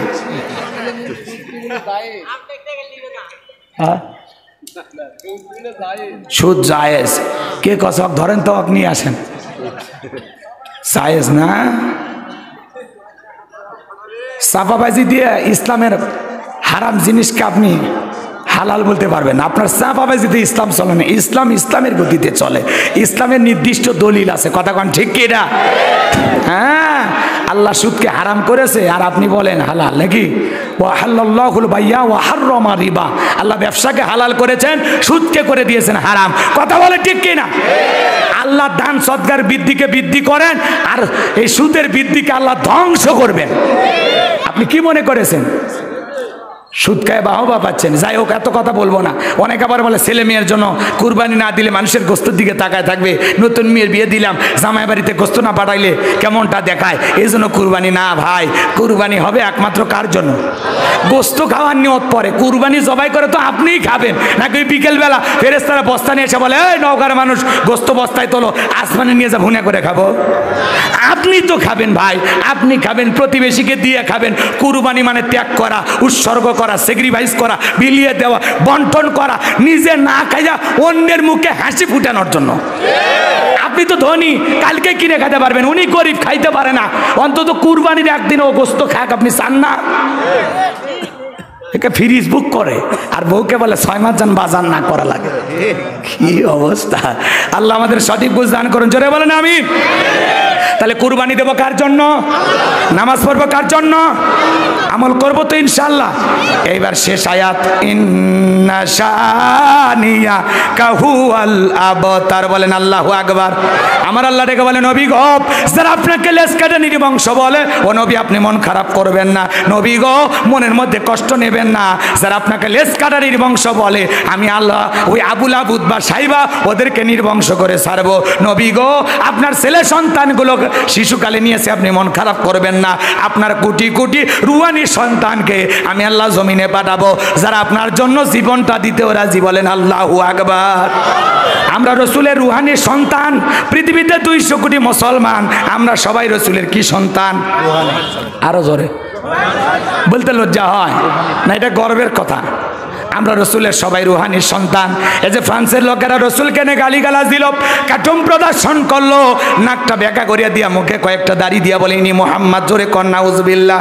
আমার নবী কি দেখতে কার্টুনের মতো? আমার নবী হলেন পৃথিবীর সব চাইতে সুন্দর মানুষ। রসুলের চাইতে সুন্দর মানুষ আল্লাহর জমিনে আর কেউ নাই। যেই রসুলের চরিত্রের সার্টিফিকেট আল্লাহ দিয়ে বলেন, ওয়া ইন্নাকা লাআলা খুলুকিন আযীম, নবী গো আপনি হলেন পুত পবিত্র মহান চরিত্রের অধিকারী। আযীম আরবিতে এমন একটি শব্দ যার গভীরতা মাপা যায় না। আল্লাহু আকবার কোন। তাহলে নবীর চরিত্রের সার্টিফিকেট দিয়েছেন কে? আরে ফ্রান্সের লোকেরা রসুলের কার্টুন প্রদর্শন করে, নবীকে নিয়ে গালিগালাজ দেয়, যারা অবৈধভাবে দুনিয়াতে জন্ম হয়েছে তারা, যারাই নবীকে গালি দেবে এদের জন্মের ঠিক নাই। ওয়ালিদ বিন মুগিরা রসুলকে গালি গালাজ দিতেছিল অকাত্য ভাষায়। আমার নবীকে যখন গালি দেয়, আমার আল্লাহ আসমান থেকে সহ্য করলেন না, আমার আল্লাহ আয়াতে কারিমা নাজিল করে জানায় দিলেন, উতুল্লিম বাদা জালিকা জানিম, নবী গো এই ওয়ালিদ বিন মুগিরা আপনাকে গালি দেয়, এ হলো পিতৃ পরিচয়হীন জারর সন্তান, এ একটা বাস্টার্ড। এ বক্স কি বন্ধ করছে? এ আর একটু শোনেন তো, শোনেন বক্সের আওয়াজে না কানে আসুক, কানে আসুক। কষ্ট হচ্ছে আপনাদের, ভালো করে বোঝার চেষ্টা করবেন। ওয়ালিদ বিন মুগিরা আরবের মানুষ। এই কথা শোনার পর ডেকে বলে, নবী আপনি থাকেন, আমি মায়ের কাছে যাই। ছেলেটা বৈধ না অবৈধ জানে কে? ফ্যাক্টরির মালিক মা। কথা কোন কথা। এইবার ওয়ালিদ বিন মুগিরা তার মায়ের কাছে গেছে, ডেকে বলে, মা নবী আমাকে বলেছেন উতুল্লিম বাদা জালিকা জানিম, আমি নাকি পিতৃ পরিচয়হীন জারর সন্তান, যা বলবি সত্য বলবি, মিথ্যা বলবি না। ওয়ালিদ বিন মুগিরার মা মনে মনে ভাবে, এত গোপন খবর নবী জানলো কেমনে? নবী তো জানতেন না, নবীকে জানিয়ে দিয়েছেন তিনি কে? আরো জোরে বলেন তো কে? এবার ওয়ালিদ বিন মুগিরার মা বলে, বাবা আমিও মিথ্যা বলবো না, আমার এক ঠ্যাং কবরে গেছে, যা বলবো সত্য বলবো। তবে শোন বাবা, তোর বাবা ব্যবসা বাণিজ্যের কাজে এতটাই ব্যস্ত থাকতো, তোর বাবা দুনিয়ার ব্যবসা বাণিজ্য বোঝে, টাকা আছে না, কিন্তু তোর মায়ের মন বোঝে না। সে যে কেন এলো না, কিছু ভালো লাগে না, এবার আসুক, তারে আমি মজা দেখাবো। ভাই যখন বিদেশে থাকে এলাকায় দেবরের আমদানি কমে না বাড়ে, ওরা স্লোগান দেয়, ভাবি ভাইয়া তোমার বর, আমি যে দেবর, ভেবে দেখো ভাবি কার কত দাবি। ভাই গেছে মালয়েশিয়ায়, আমি তো দেশে আসি। কথা কয় না এ যুবকে নাই, তোমরা এরকম আছে না নাই? মা বোন যারা বসে আছেন, মা খবরদার, দুইটা পুরুষ হইতে সাবধান, একটা দেবর আর একটা দুলা ভাই, এরা হলো মৃত্যুতুল্য, বিষাক্ত সাপের চাইতেও এরা ভয়ঙ্কর। কথা কন ঠিক কিনা? ভালো করে বুঝবেন, ভালো করে বুঝবেন। সুযোগ পাইলে দেবর ভাবির ঘরে ঢুকে বলে, ভাবি আপনার চেহারার দিকে তাকাইলে মনে হয় না যে আপনার বিয়ে হয়েছে। এই বদমাইশ, বিয়ে না হলে ভাবিটা কিস কাক? ভাবি যদি ইমানদার হইতো ডেকে বলতো, কুল্লিল মুমিনিনা ইয়াগুদ্দুনা মিন আবসারিহিম, দেখে বলবে, দেবর মুমিন পুরুষের দৃষ্টি থাকবে নিচের দিকে, আমাকে দেখার অধিকার তোর ভাইয়ের আছে, তোর জন্য আমাকে দেখা জায়েজ নাই, ঘর থেকে বের হয়ে যা। কে দিলে ভাবি হলো ডিজিটাল ভাবি, দেবর প্রশংসা করলে খুশি হয়, কায় কাছে আয় বস। কথা কয় না, রাগ করেছেন মনে হয়। আর এই যে যারা শাশুড়ি আসছে এরা খুব খারাপ। কেন বললেন হুজুর? শোনেন, জামাই বাড়িতে আসছে, নিজের হাতে প্লেটে খাবার টাবার দিয়া 14 বছর 16 বছরের যুবতী মেয়েটাকে বলে, মা এটা তোর দুলা ভাইকে দিয়ে আয়, শিয়ালের কাছে মুরগি পাঠাচ্ছে। এই 14 বছর 16 বছরের যুবতী শালি দিয়ে দুলে ভাইয়ের খেদমত করা জায়েজ? জায়েজ না হারাম? শাশুড়ি হলো মায়ের মতো, মেয়ে বলবে মা খাবার রেডি কর, আমি একটু তোর দুলে ভাইকে খাবার দেব। মেয়ে খাবার রেডি করবে, মা খাবারের প্লেটটা নিয়ে যায় জামাইয়ের সামনে যাবে, বাবা জামাই খাওয়া দাওয়া করো। কথা কয় না? তোমার চেহারা দিন দিন শুকে যাচ্ছে, বাবা নিজের প্রতি যত্ন নিও, বাবা ভালো থাকো, আল্লাহ ভালো রাখো, আমার মেয়েটাকে ভালো রাখো। কথা কয় না? কথা কয় না? শাশুড়ি মায়ের মতো গল্প করবে, দেখা করা সাইজ, কথা কন ঠিক কিনা?